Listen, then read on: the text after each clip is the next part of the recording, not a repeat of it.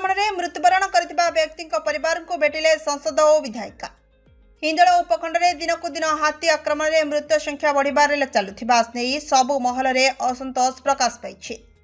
चलित मास 12 तारिख में हिंदोल उपखंड रंजागड़ पंचायत बालिमी ग्रामर नरोत्तम बेहेरा चौबन को हाथी आक्रमण में मृत्यु होइतिबा सूचना पाई आज ढेंकानाल सांसद रुद्रनारायण पाणी और हिंदोल विधायिका सीमाराणी नायक मृत व्यक्ति स्त्री को भेटी समवेदना जणाइछन्ति।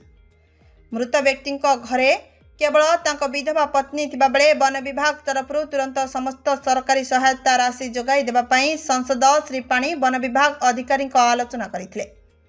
तत्सहित घटना दिन विभाग तरफ जो सब लिखित प्रतिश्रुति दि जाइथिला सेगुड़िक उपर दृष्टि देई त्वरित पदक्षेप ग्रहण करने को निर्देश देथिले। एही अवसर में बालिमी उच्च प्राथमिक विद्यालय में पहुंची विद्यालय समस्या संपर्क में बुझा सह छात्र छात्री मानक सह किछि समय बिताइथिले। बालिमी ग्रामर अवसर प्राप्त शिक्षक पूर्णचंद्र कजेना मणि आज को 3 दिन तले वियोग खबर में शोक प्रकाश करने सह तांको परिवार वर्ग को भेटी समवेदना जणाइथिले।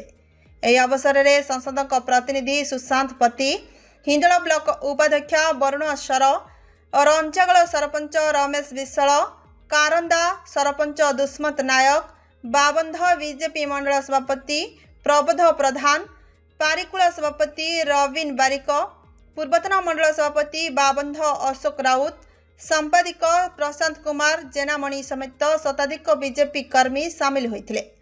Bureau report Narada news Odia.